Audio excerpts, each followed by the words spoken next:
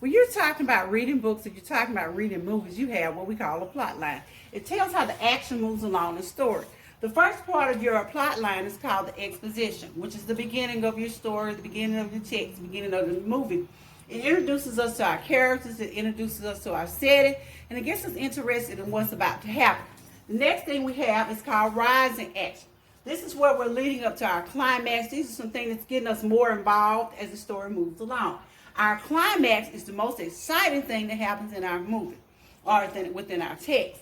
Next, we have falling action. This is when it starts to slow down. And then finally, we'll have a resolution.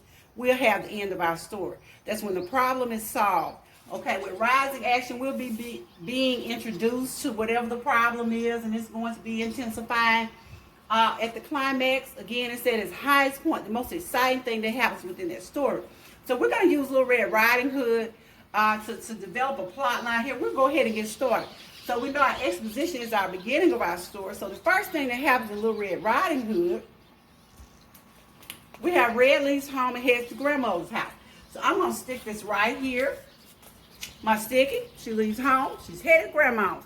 Okay, then we know she gets her little basket and she heads off into the woods. And so for our rising action, we're going to put Red meets the wolf in the woods. So that's what's our rising action. We hadn't quite got to the highest point yet, which is our climax, but we're being led up to it.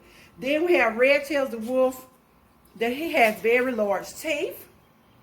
So that is going to be our climax. That's the most exciting thing that happens in our story. So I'm going to put that right there.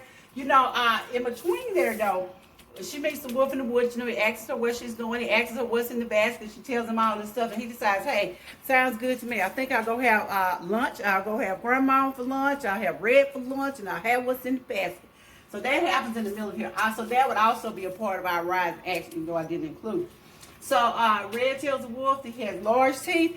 And you know, when we're reading that story, we're all holding our breath, waiting to see what's going to happen next. And so at this point, you know, he jumps up and he tries to kill Red. So I'm going to also include that up here at the top with climax, because that's what happens. That's the exciting part. He jumps out of the bed. We don't know what's going to happen to poor little Red. Okay, so then we have the woodcutter kills the wolf. He jumps in. So that's going to be a part of our falling action. Okay? And then in the end of our story, Little Red Riding Hood is saved. So that's going to be our resolution. Get it off, and I'm going to stick this up here so we can see it. Red is saved. She's saved from being eaten by the wolf. She goes back home. She is reunited with grandma, of course, before she goes back home. And everything is all good in the world. So this is what we call a plot line. Okay?